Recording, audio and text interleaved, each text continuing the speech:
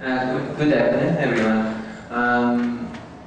Today, I'm going to discuss about the scaling issues. For about 30 minutes, I'm going to discuss about the bottom line of these scaling issues, and then want to go for some of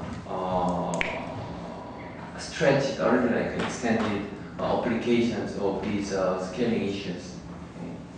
So if you see the scaling, then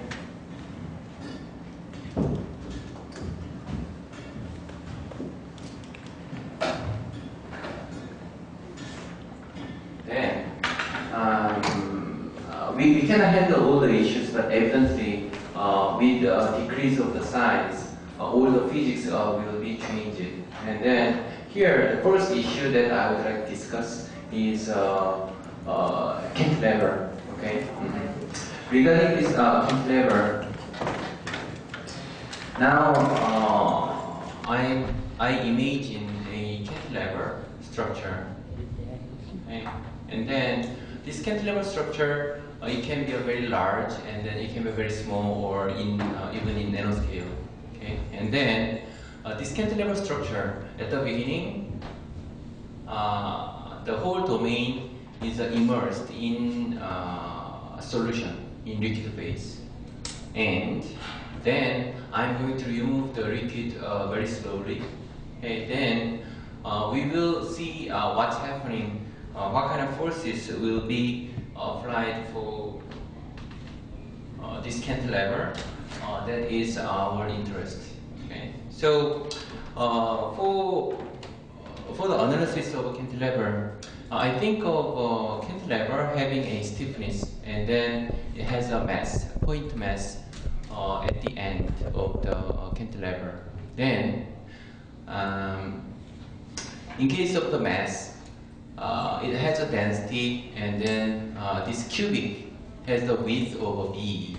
Then mass is expressed in this way, and the material properties are Young's modulus and moment of inertia.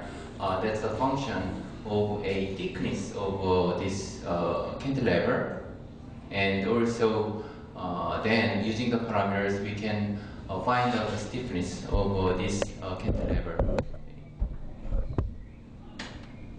And here, in order to analyze this cantilever in terms of different scales, I want to fix the aspect ratio.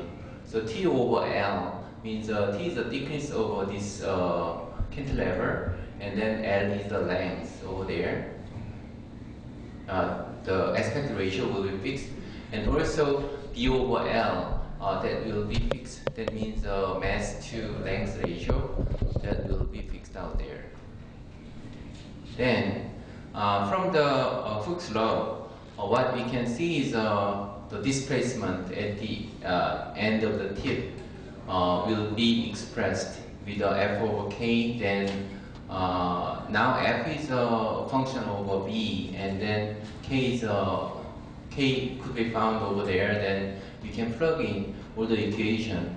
Then x over l, that means the relative deflection. X over L is expressed with these parameters with L. Then here, since B over L and T over L, they are constant, we can make the whole thing as a constant, then left over is a L. Okay. Then what this means is X over L, relative deflection, will be proportional to L, right? Then on the x-axis, we can have a L that is changed from like a meter to millimeter and micrometer and nanometer. And the y-axis, that's also in the log scale with the relative deflection. Then relative deflection at nanometer beam is close to 0. However, relative deflection at like a millimeter or like a meter beam will be significant. Okay? So this is a linear graph. That's the graph that we can find in different scales.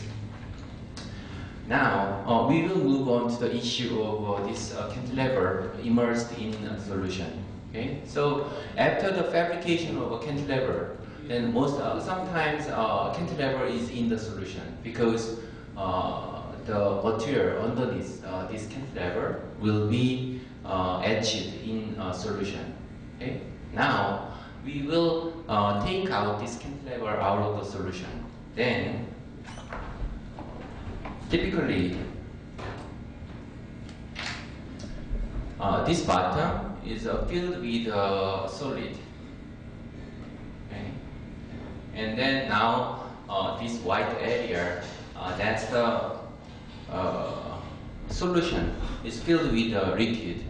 And then when we remove the solution, first of all, the solution will be removed with the same height, like that.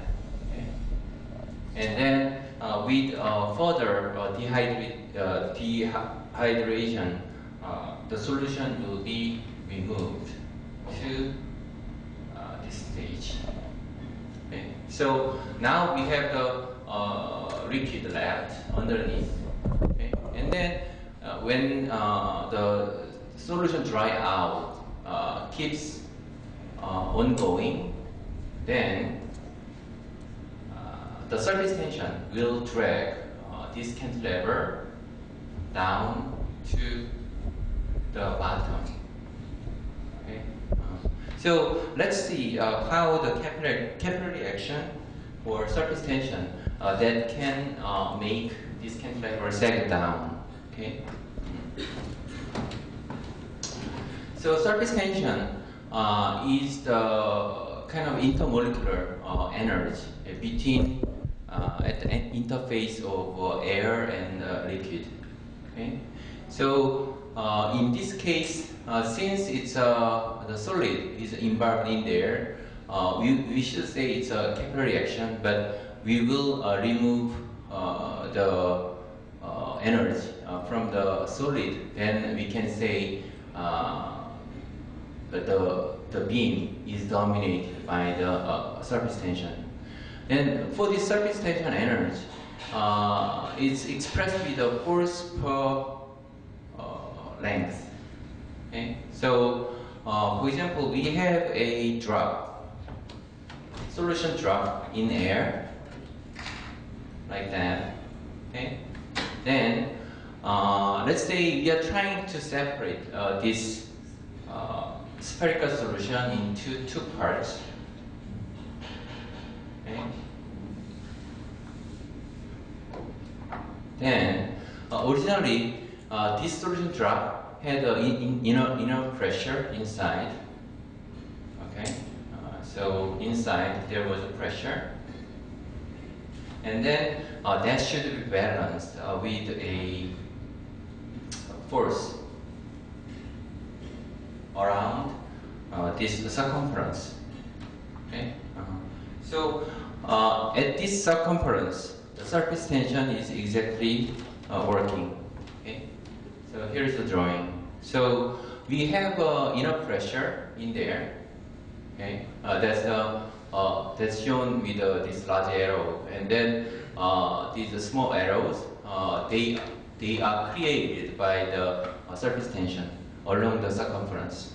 Okay? Then we can calculate the force due to the surface tension with a 2 pi r, that's the circumference length, and then gamma, that's the surface tension coefficient. Okay? And then it should be balanced with a higher scale with the pressure.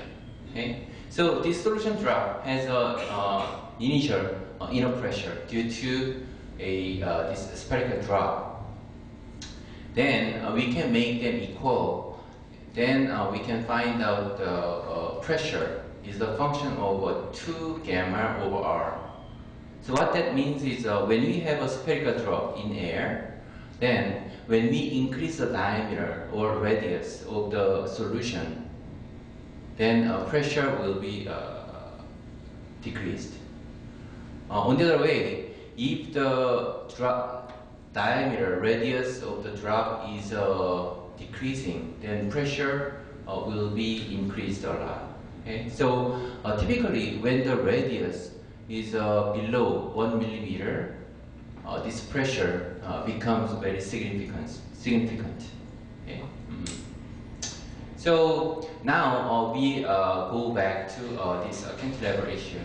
So now this moment is solution is dried out, and then solution is just hinged at the largest diameter part, where the whole length of a contact is the largest.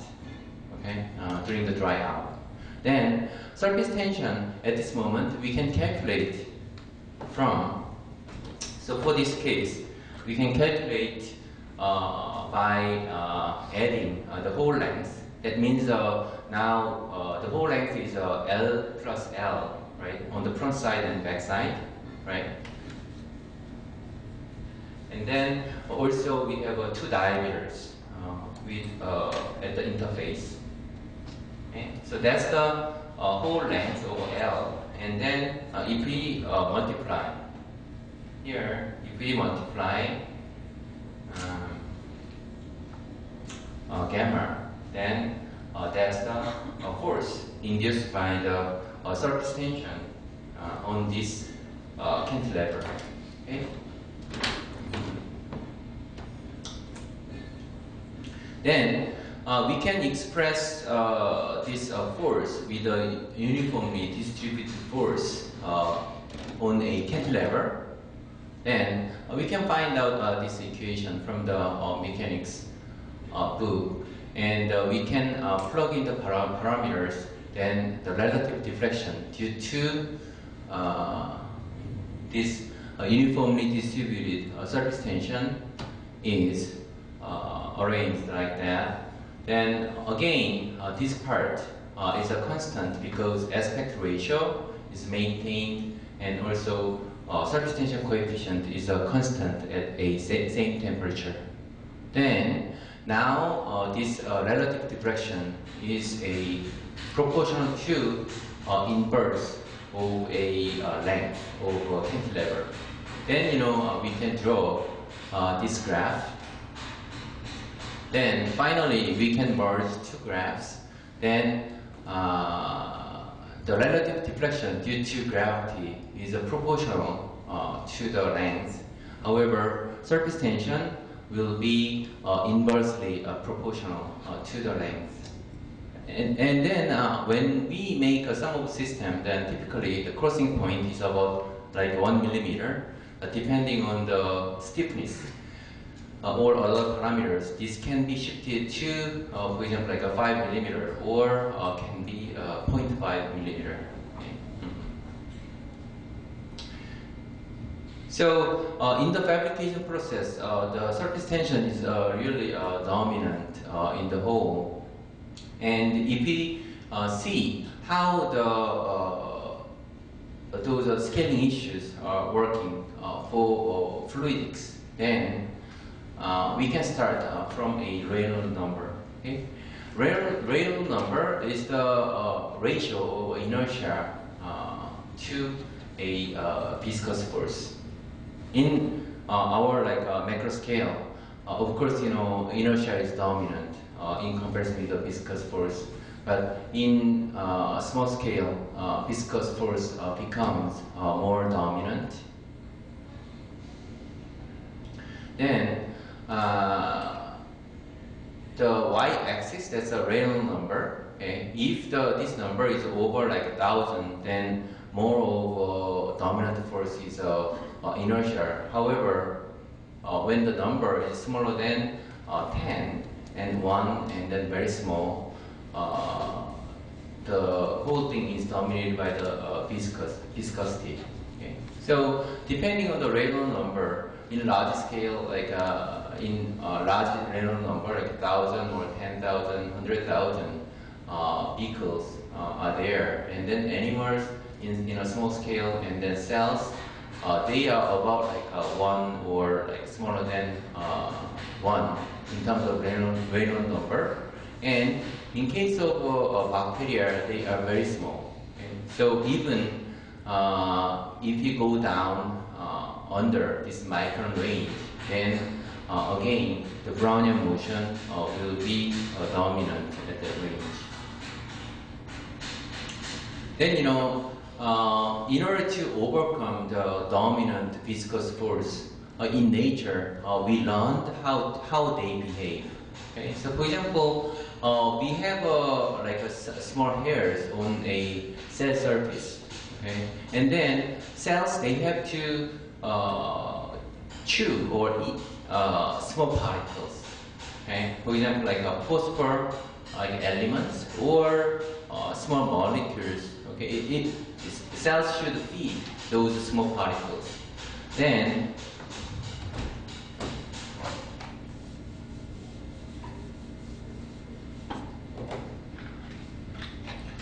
on the cell wall, okay, they have small hairs. Depending on the motion of those hairs, they wanna attract the particles by the fluid.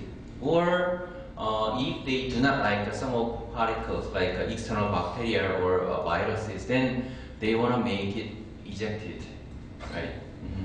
So those motions, and even they wanna move by itself in a blood vessel or in like a certain organ, then they have to move these small hairs for the motion of a whole thing or to create a flow, okay, inside. So in small scale, these small hairs, they are working by the chemical energy, ATP synthesis. So typically the diameter of this small hair is about 100 nanometer, and in this small hair, the chemical energy that makes the stress on this hair, and then you can make a very quick motion, make a deflection onto only one direction. Okay? Because bidirectional control is much harder than like a single direction, unidirectional control. Okay? So once it's deflected, then chemical energy is gone. Then after that, it's recovered by the stored elastic energy. Okay? So a lot of research have been done to mimic this motion, okay? Because the control over this small hair, that's really important in drug discovery and drug delivery, and also other microfluidic applications. So I'm going to show you some of the slides later for this issue. And since the Reynolds number is very small in small scale, of course, we do not expect a turbulence. In fact, this turbulence is very important in our large scale world. For example, you want to dilute a juice with water, then you will pour the water to the juice and then you will mix it, right? That works. But in small scale, that doesn't work. Because of the small inertia, even though you shake it, you cannot stir the solution. So mixing does not go on. Then in that case, we can use this kind of small structures for mixing. Okay? I'm going to show you the applications later. Now we had a discussion about a large scale and then micro scale. Then our interest again goes smaller to a nano scale. Then what's happening? So it's like a totally different world. Now in the small scale, the interaction between the charge, that's really important. Okay. Now, for instance, we have some of the substrate, okay, that is charged with positive or negative. And typically, for small devices, we use glasses. Okay? Glass is negatively charged. Okay. And we have some of solutions having ions. Okay? So now this area is filled with ions, and then usually they are balanced. Positive and negative ions, they are balanced. Typically in our body. Okay? And then due to this charge, only the positive charges, they will be attracted. Okay. So they maintain some of charge in between this solid and then liquid area. Okay. And this charge creates like an electrically double layer. Okay. So it's called a electrical double layer. And after that, this high concentration of charge will be diffused, okay, with a less charge. Then up to a certain distance, we can say there is like a potential. In the balanced region, the whole potential is 0. However, in this region, since a positive charge is dominant, then we can say there is a potential. That's called a zeta potential. Okay. So we will use these words, zeta potential and then electrical double layer, and also zeta potential is coupled with the thickness of this electrical double layer on a charged surface. Since nanoscale fluid means in nano channels, the size is very small. This charge interaction becomes more dominant, and that's more important. Okay. So, for example, in microchannels, when we have a solution in microchannels, that will be sucked in by the capillary action. Okay. And then when we make the scale down, this charge interaction is more important. So, for example, the channel is filled with channel is charged with a negative, and then if we put a negatively charged solution, then the solution does not go into the channel. Okay, so that's the nanochannel, nanofluidics. So this dimension now it's a nanochannel. For example, typically it's smaller than 100 nanometer. Then, in this case, according to the equation through the capillary action, the suction length is really large for this small channel. However, charge interaction is more dominant. So, when we put a solution over there with negatively charged solutions, then solution is not introduced inside. However, if we have positively charged solution out there, if we make it positive charged solution, then of course this negatively charged surface will like this positively charged particles. Then solution will be introduced. So that's the major difference for a nanofluidics. Okay. So let's see some of drawings that I have done. So we have the same aspect ratio of the channel, but this one, for instance, is 100 micron in one width. Now we are seeing the cross section, and then for this nano channel, the width is 100 nanometer, and then both of the materials are glass, and they are negatively charged on the wall. And in this case, positive charges in the solution, they will be attracted on the surface, and then solution will be filled in by capillary action for a microfluidic channel. However, in case of a nanofluidic channel, it's dominated by the charge interaction. So capillary action is not dominant at all. Now it's dominated by the charges. So positively charged particles, they can be attracted there. Okay. So, in this sense, the fundamental physics in nanochannel is quite much different from the microchannels. So, for instance, people they made a channels with a nanotubes, and then they made it like a charged. Nanotubes are charged. Then, when they introduced those like small channels into a seawater, specific ions can go there and other ions cannot go there. So they try to use it to make fresh water from seawater, okay? And then also some of the specific particles, negatively charged particles, can be introduced, but positive charged particles are not introduced. Then we can selectively choose the particles that we want through the nanochannels. Okay? Only the problem was throughput. Okay? So those nanochannels worked out to get a fresh water from seawater. However, only the problem was we need to make a very large filter with the nanotubes, right? So that did not work out. The problem was in a manufacturing, but fundamentally, the fundamental science worked out. Okay? And one more force in nanoscale. I think I had a discussion yesterday. That is van der Waals energy.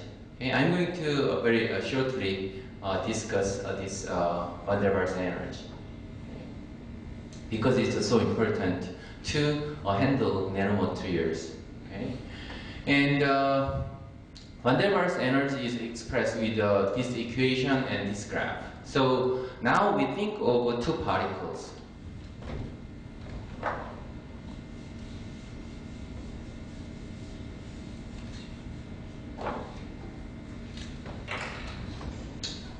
Two particles, and then now we are trying to see how they interact in a very short distance, means within a few nanometers, like 3 nanometers, okay, in the distance. Then they tend to aggregate each other, attract each other. So the force is expressed as a negative between two distance. And then this is the van der Waals energy or force that is inversely proportional to R to power over 6. And then in there we can add up the electrostatic repulsion force. That's the power over 12. Okay? So this term will be expressed as a line over there, and this dotted line, that's the van der Waals energy. And then when we add up, then we can see the well. Okay? And then well depth, that's expressed with this term. Okay? So what this means is we have 2 nanoparticles in solution. Then they will maintain certain distance. Okay? So if we increase the electrostatic repulsion with this term, if we increase this term, then this part will be shifted to the right direction, right? If we do not have this electrostatic repulsion, then this well will be shifted to the left, and then finally the 2 particles will be aggregated, right? They will stick together, and then it's kind of working as a permanent bonding. Okay? Mm-hmm. Then now let's see how important this van der Waals energy is. Okay? So I think some of you may handle the microspheres, okay, in solution. Now these 2 particles, they are in solution, and then for example, like the grains, they are in the size of millimeters, right? For example, like 1 millimeter. 2 particles. Do you think? Did you see they are attracting each other? No, right? They just like stay there, right? Now the size is going down, like 2 or 1 micrometer.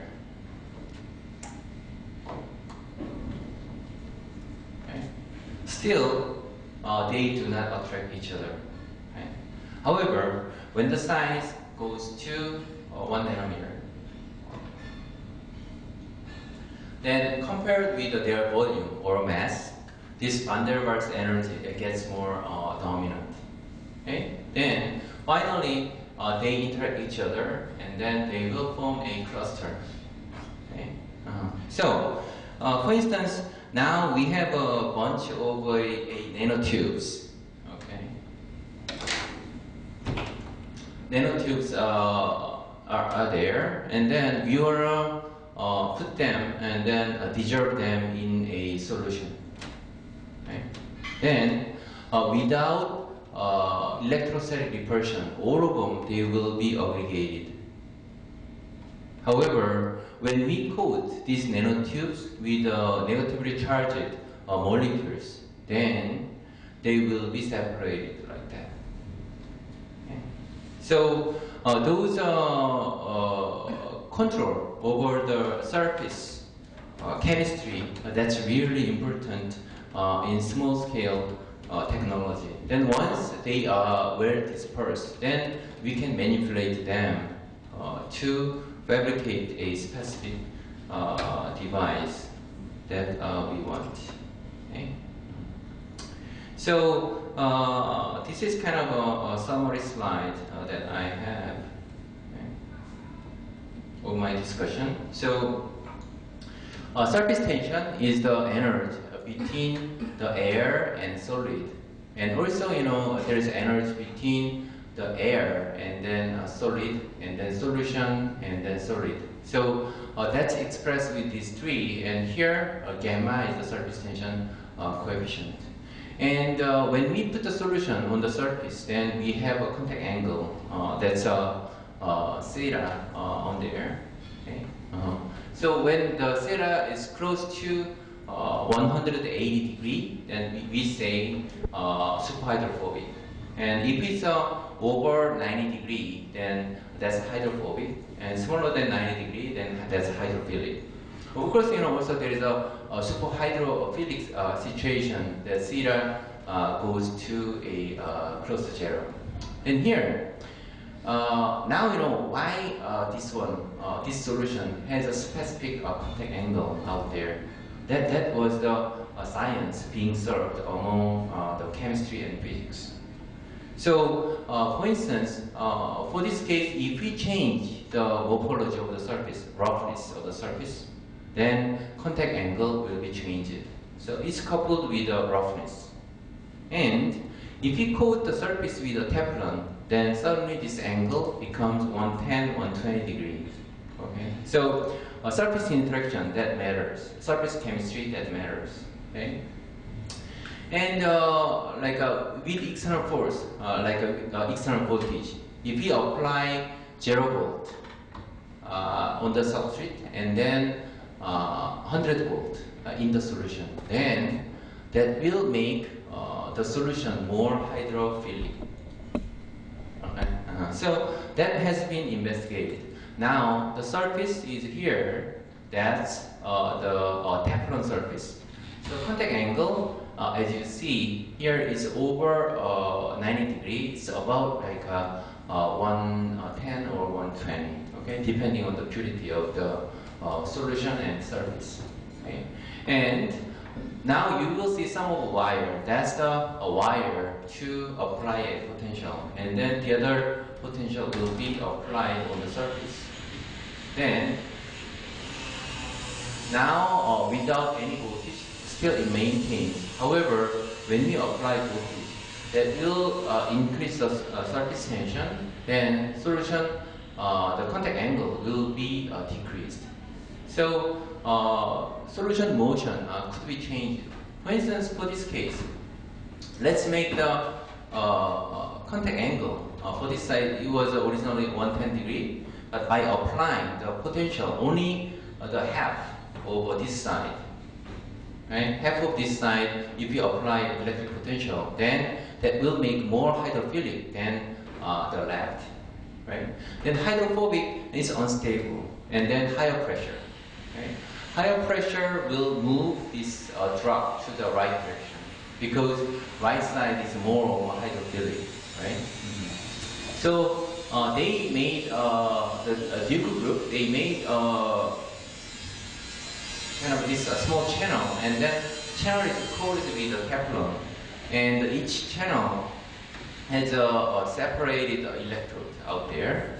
So now this area is hydrophobic, and then when they make this electrode as a hydrophilic, then solution was introduced, and then once they make this potential as 0, then solution is hydrophobic, so they are separated.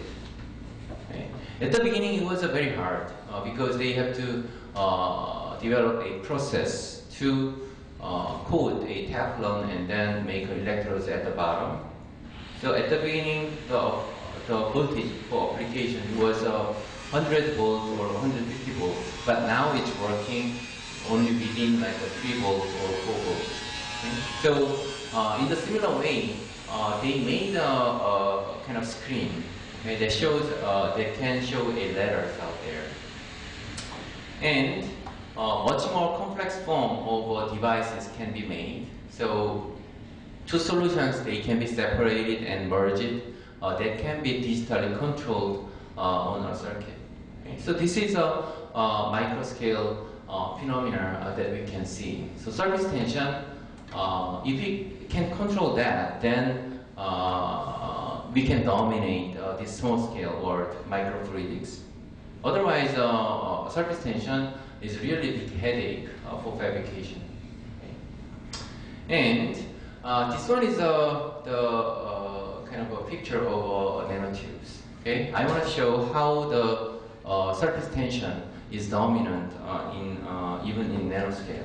So in the configuration, I have worked on the assembly of nanotubes, and then in order to make a resonator, I wanted to make this kind of a gap with a trenches. Okay? So the bottom is a solid surface, and then I could disperse the nanotubes in the solution very well. And in the solution there is a nanotubes, and then with some way I could suspend nanotubes out there. And after the suspension, I want to make a resonator, so I want to dry out with all the solutions out there.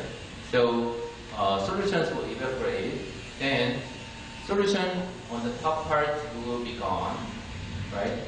And now solution is filled in this part, and at a certain point meniscus will form this way. Okay? Then typical length over here, for example, 6 micron. However, diameter over this nanotube is about like 10 nanometer.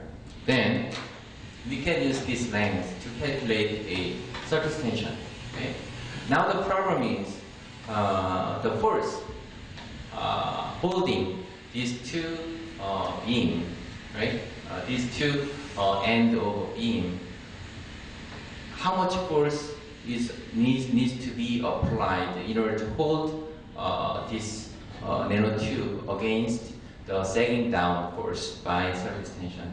That was the issue. Okay. Of course, you know, without any forces, everything will be sagged down on the surface. Okay. So they are at the bottom.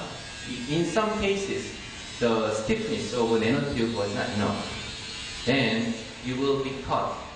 Okay? But in certain cases, they can be suspended. So if you see this case, then you know you will see the shape of a meniscus, right?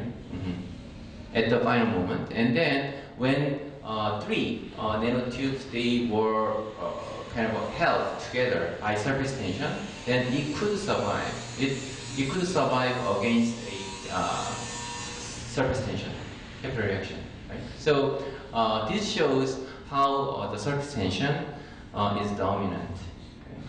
Okay. The next one is for the van der Waals force. So van der Waals force in this graph, according to the length, it goes down all the way, and then electrostatic repulsion force goes up, and then when we combine, we could see this kind of a Reynolds-Jones potential. Okay. So this exact principle was applied to disperse nanotubes. Okay. So in a solution, these people, they tried to disperse nanotubes. However, all of them, they were aggregated. Okay, within like 15 minutes or 1 hour, most of them, those black nanotubes, they were aggregated, and then they sink down on the surface. And now they increase the negatively charged ions in the solution. Then those negatively charged surfactant that wraps up the nanotubes, then even after 6 months or 1 year, still they are uniformly dispersed, so all the solution is black. So this working principle is being applied to make the solution very uniform. Okay? So that's the Van der Waals force. Then I want to show you two examples. One is cilia in microfluidics, and then the second one is nanofluidics, the introduction of ions in nanochannels. Okay. For this cilia, the research was kind of motivated by enhancing the mixing and reaction of biomolecules. Okay. So, for instance, the mixing is really important for drug discovery. In order to develop a drug, we need to mix the chemicals with very large combinations. The combinations can be over like 1 billion cases. Right? So it takes about like over 10 years to develop one drug. Okay. So it's a kind of the drug industry is very huge in the field, and then also it makes a lot of profit in there. The problem is this is a 96 well plate. Okay, that means we have a 12 by how many? 9, yeah, 9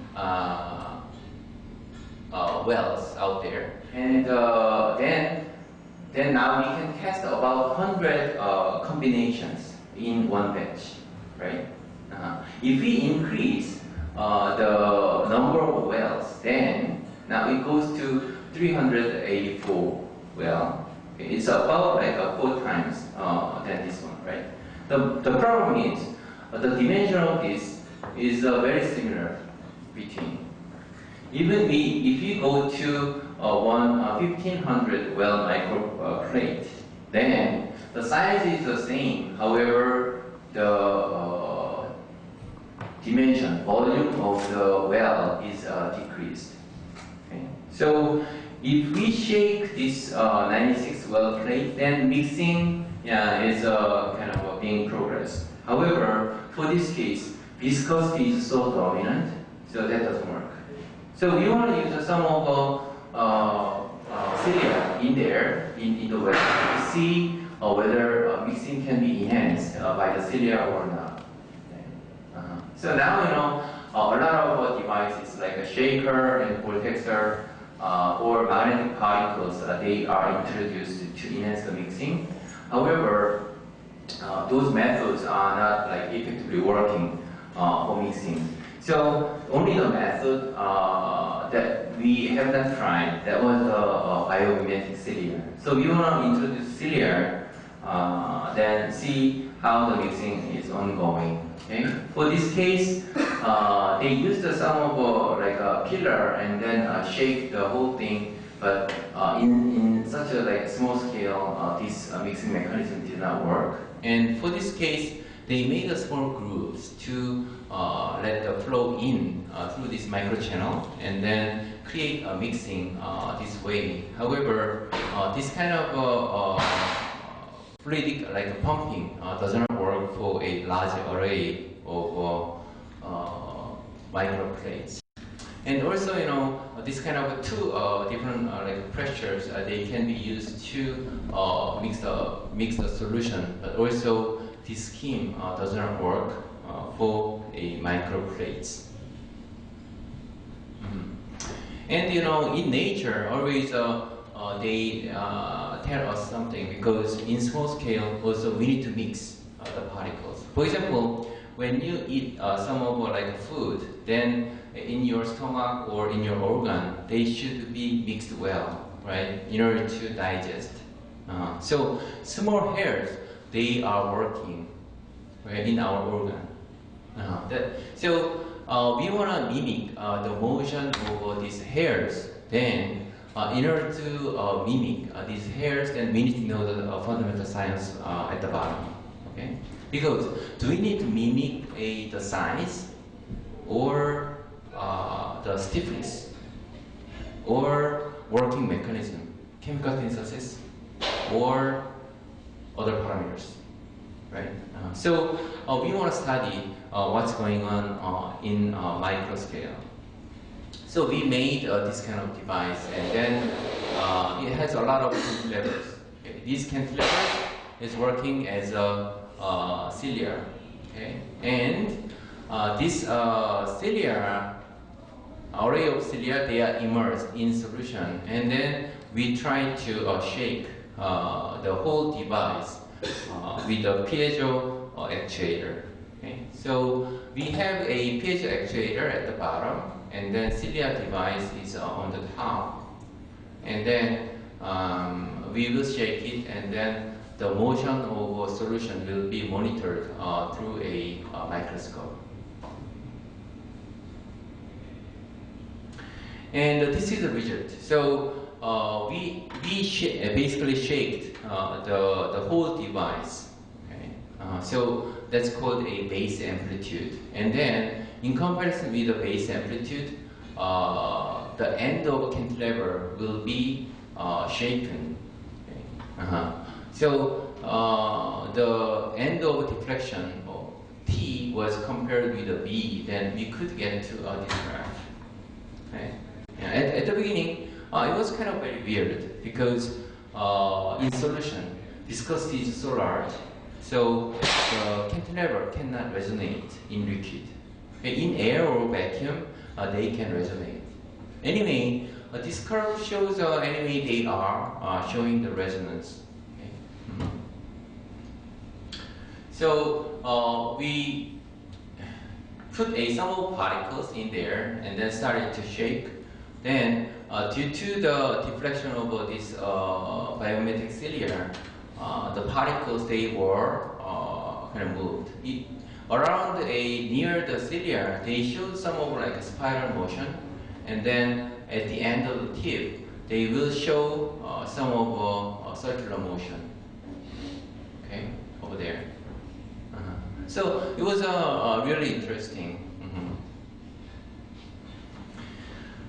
We have done some of analysis using a simulation software, and then the basic galvanic equation is Navier-Stokes equation with a continuity equation, and plus we need to solve the interaction between the cilia and then solution. That's solved with a Lagrangian that will give us the interaction force.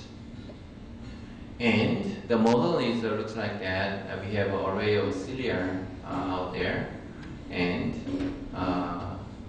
then the whole domain will be shaken with a certain frequency. Then we got this kind of simulation result. If you see the simulation result, then at the end we will see the circular motion, and then the whole flow is going outward, okay? And of course, you know, the area far from the cilia, we cannot see a kind of significant flow by the vibration. Okay? And when we make them averaged for the flow velocities, these are the vectors of flow velocity, and you will see the circular motion of solution, because when the cilia is deflected to the left, then the inertia will the flow will be moved onto the left, and then again the flow is there. Then this cantilever is trying to push to the right, but still it cannot go. During those interactions, this circulation flow is generated, and then outward flow is generated to this direction, but the velocities are kind of small. Okay? So this array action was observed. So when we magnified zoomed in the area like that, then we will see the circulation motion and with the propulsion motion through the cilia structure. This cantilever is trying to push to the right, but still it cannot go. During those interactions, this circulation flow is generated. And then outward flow is generated to this direction, but the velocity is kind of small. Okay? So this array action was observed through the cilia structure. And when we compare this experimental observation, so trace of particles in flow with spiral motion and then circulation motion, that was kind of similar with a simulation. Okay? However, simulation was done in 2 dimensions and then experiment was done in 3 dimensions, especially the kind of a torsional motion of the cilia was not reflected. So that makes some of difference, but overall pattern was very similar. Then we were interested why the cilia they are resonating, because if you put a micro scale cantilever, usually they are just like over damped, and then it does not resonate anymore. So we made these 4 structures with a different length. Okay, so the small one is like 400 through 500, and then 600 micron. And for the left graph, it is a resonance frequency in air. Okay? So in air, when we resonate one structure, so you will see the kind of peak out there. Okay? And then when we use this structure to resonate in solution, we supply the solution. And then again, we saw the resonance, but frequency was shifted a lot. It was about 335, but now this one is about 110. Okay. So through the analytical equation, this kind of shift does not happen. Okay. So anyway, according to experimental observation, we found that natural frequency is reduced a lot. And then system is showing the underdamped system. But in fact, according to the equations, it should be overdamped, right? So this is from the analytical equation. Okay? We are supposed to get this kind of graph according to frequency in liquid. So everything is overdamped. We are not supposed to see any over resonance, but we can see here. Right. So when the length of cilia is 450, we can see the resonance at 300. But for a large length, 800 micrometer over long cilia, we see about the resonance at 110 hertz. Okay. So we solved this problem with the added mass effect. Okay. What I mean is.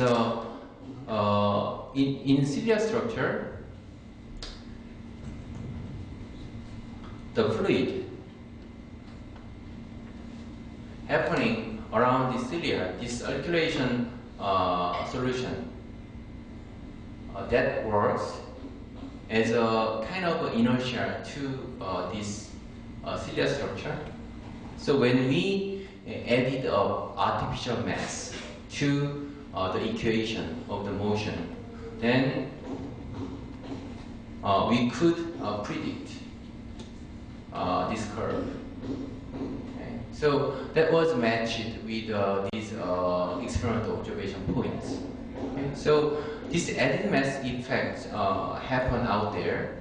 And one more of interesting discovery was this added mass effect can happen when the cilia density of cilia is similar to a density of liquid.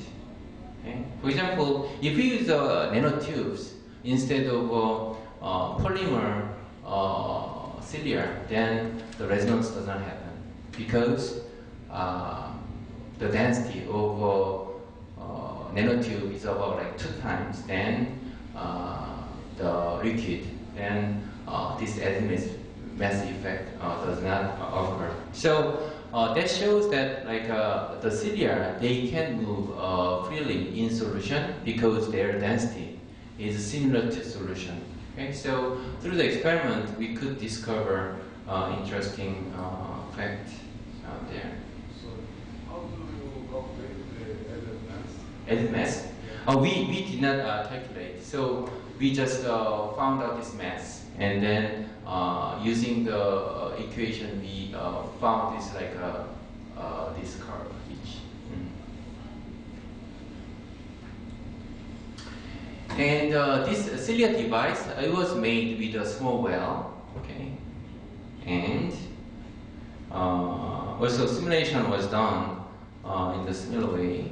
And as you see, when the whole well is shaken, then velocity field is created like that. So solution will be the small like convection solution will be generated out there, and then they will again create a global flow through the direction.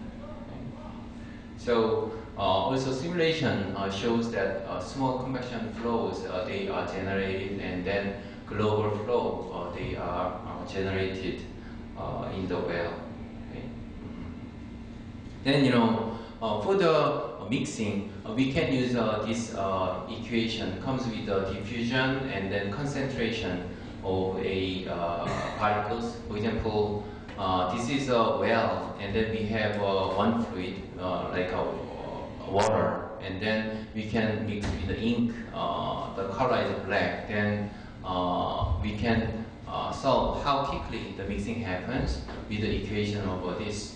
And here, the reaction term can be added if we put a biomolecules in the well. Okay. For this case, we did not add up the reaction term, so the equation gets very complex. So I did not put the bioreaction here, but we will see how the mixing will happen for a diffusion, and then also through the cilia device. So in the device, the cilia, they are located around here. So the mixing was much faster than typical diffusion cases. Okay. So after 5 minutes, still, according to diffusion, solution is still there. They are not mixed very well. They are, however, they are kind of diffused through the blank water.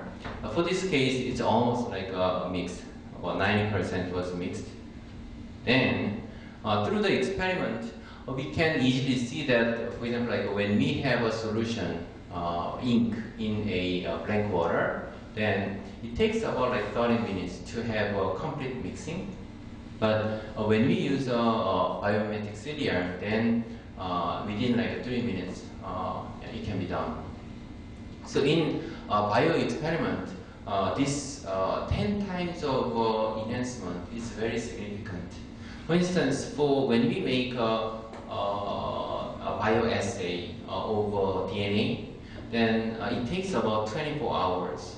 Okay? So we have to put the solution over DNA in there, and then we see the response after 24 hours. But if we can reduce it by 10 times, then 24 hours becomes like 3 hours, right? Less than 3 hours.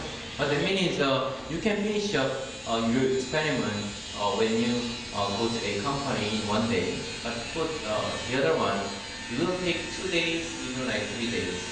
And so this kind of enhancement can be made by mimicking the biological cilia.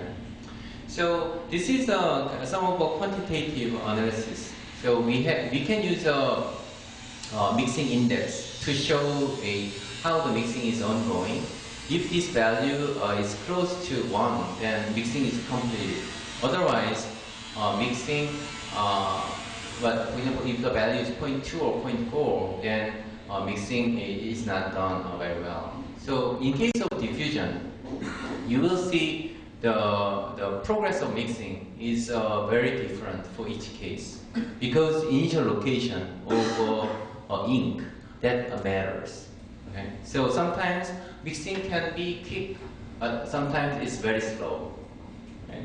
because of the initial location of ink in a solution. However, in case of ciliar, it was done very quick all the way, right? So we can enhance the mixing, and at the same time, we can make the coefficient of variation very small. So that's the advantage of this ciliar. Okay? And the experiment was done with Centro and then Professor James Riley, and also the funding was from NSF and Royalty Research Fund. Now we had a short discussion about a microfluidics, and then go to a nanofluidics. Okay. So this fluidic manipulation in small scale, especially in microfluid, we get a lot of help from the syringe pump or peristaltic pump or other like a mechanical pump. So syringe pump, it can control the flow rate very precisely, okay? And also, you know, the angle, okay? Contact angle, that was very important to actuate, manipulate the fluid drop on the surface. And when we apply electric potential, also that was useful to manipulate a solution. So there are various ways to manipulate a solution. And when we see the capillary action, we need to know the parameter, the contact angle first, in order to find out the pressure inside due to this capillary action. And then through the Watchman equation, we can see how quickly this meniscus will be moved according to the time. Okay, so that can be calculated in microfluidic channel. And then, if the external pressure is 0, then we know how large the length will be that is created by the capillary action. Right? And here I want to show you some of the experiment done in microfluidic channel. So we have two mesa structure here. So if we see the cross section of a mesa structure,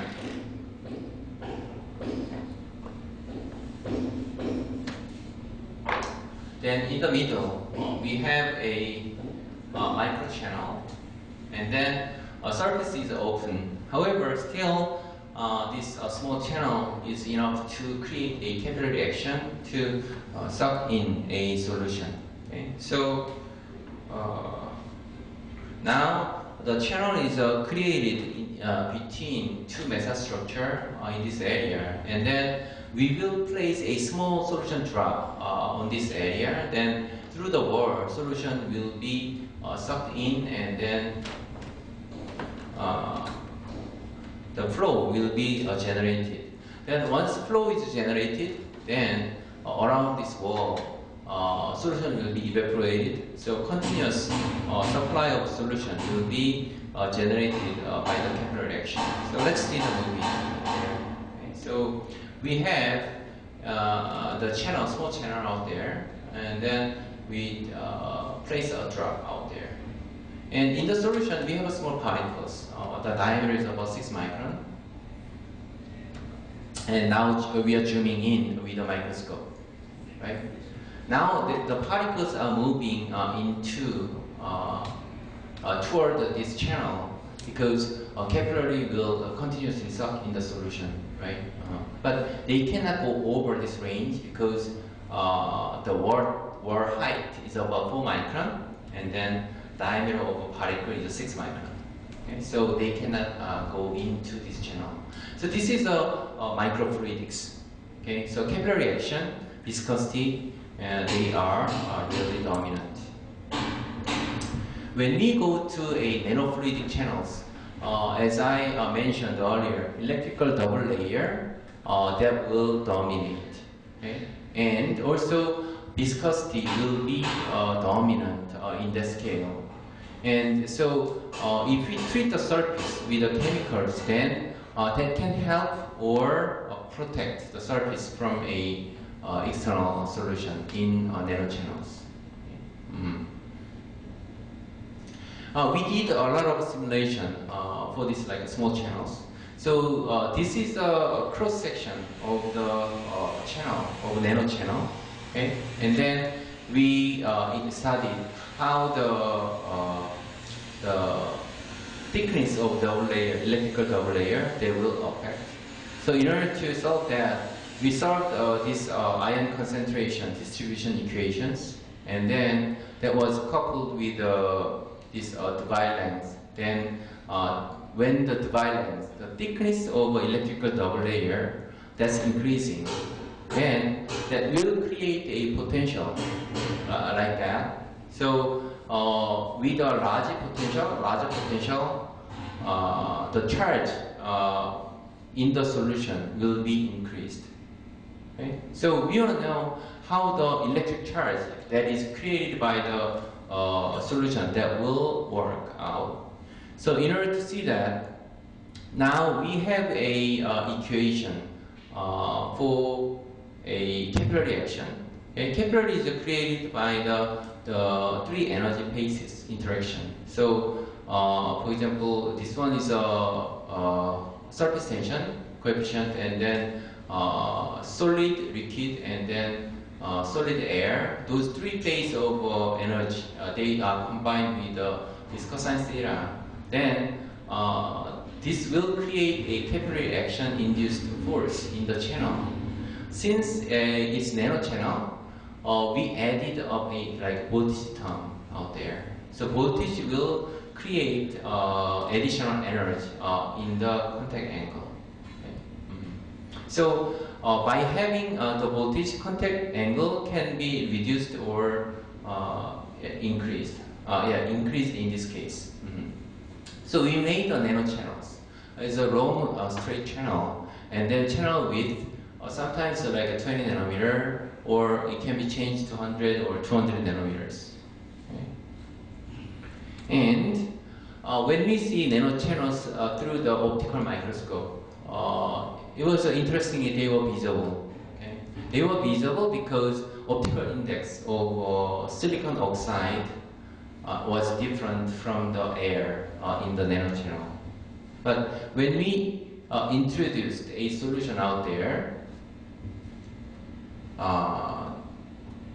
you can see the length of diffusion because optical index of a solution is very similar to the silicon oxide. In that case, so the channel itself, it was not visible anymore. So we could measure the diffusion length through the optical observation, and this is the result. So in a pure solution, we have a water-based pure solution, and then we added up, increased the concentration of sodium chloride in this way. Then, for example, like at the point of 5 millimolar, the diffusion length of a solution, it was 230 or 220 micrometer. But when the solution has a smaller, for example, like a 50 micromolar concentration of sodium chloride, then the carrier of ions is very small. Then voltage is not generated anymore. Okay? Then diffusion is reduced, and then it gets to like a plateau out there. Also, we can see another flat area here. That's because even we increase the concentration of ions a lot, the voltage that can be generated by the surface of a nanofluidic channel, that also was limited. Okay? So there were two plateaus in the experiment, and then when we have a phosphate buffer, it's a more complex solution of a sodium chloride and then phosphate buffer. We can generate this kind of curve, and then diffusion length will become a kind of flat at a certain point, but we couldn't have the solution of a higher concentration. Okay. And you know, when we used this simple equation combining capillary action with voltage involved electrowetting, we can get to this result.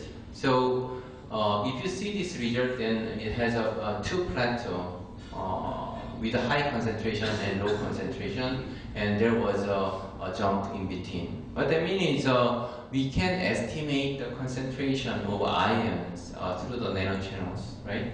And then also the width of nanochannel. If that is controlled, then also this curve can be controlled. And we came up with a more kind of interesting idea that's mixing with this KOH with sulfuric acid. Okay? So we have two solutions. Major carrier, now we have a nanochannel that's negatively charged. Then major carrier for the sulfuric acid will be a proton. Okay? On the left, major carrier, that will not be a OH minus because OH minus is negatively charged. It will not go into the solution. Only this potassium that will be a carrier for this case. So now this picture shows meniscus here. Then the solution is diffused. Okay? And also proton is diffused. And then at a certain point, the proton will react with this solution, right? All the reaction happens on the left, on the potassium solution, potassium hydroxide, because the mobility of proton is very large, and then that makes the major carrier of the sulfuric acid to the left. So reaction happens close to the left, and I can show you some of reactions. Its explosion happens between those proton ions and then negative ions in this side. So these reactions is continuously generated. So what that means is a proton is delivering the sulfuric acid through the solution, and then salt is created in the nanochannel. Right? So that's the major difference with the nanochannels. And now, yeah. It's possible to remove the salt later. Yeah, sure. Yeah, we can remove that. But yeah, we need some of a special method to remove all the salt out there. But what this means is we can coat a nanochannels with the specific molecules, and also, for instance, we have a specific diffusion length, and then after this diffusion, that does not go anymore. That means there is no more ions. Then sodium chloride solution will be purified after that. Okay. So there's a blank, fresh water after that. So they can be used as a filter for ions. And when we use a buffer, we can introduce DNA. Typically, DNA molecules, they are negatively charged. So if we modify the surface, then DNA will be introduced in the channel. Then individual molecules, they can be observed through the nanochannels. That's one of the area now a lot of people, they are investigating. So once they are stretched, then we can measure the length of individual molecules. That's one parameter for sequence analysis. And also whether binding happens or not, also that can be investigated through the nanochannels. So these are the kind of major, nanofluidics is the major motivation for a bio applications. Okay? And these are the kind of difference between macro scale and micro scale, and also nanoscale fluidics. Do you have any questions?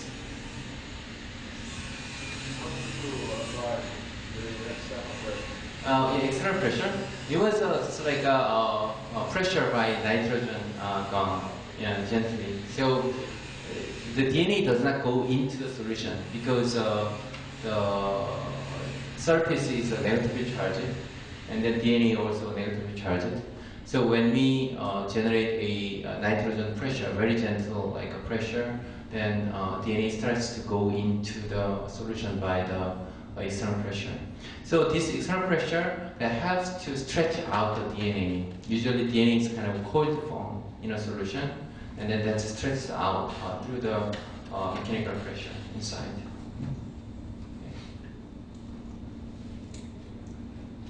Okay, yeah, thanks for your attention. Thank you.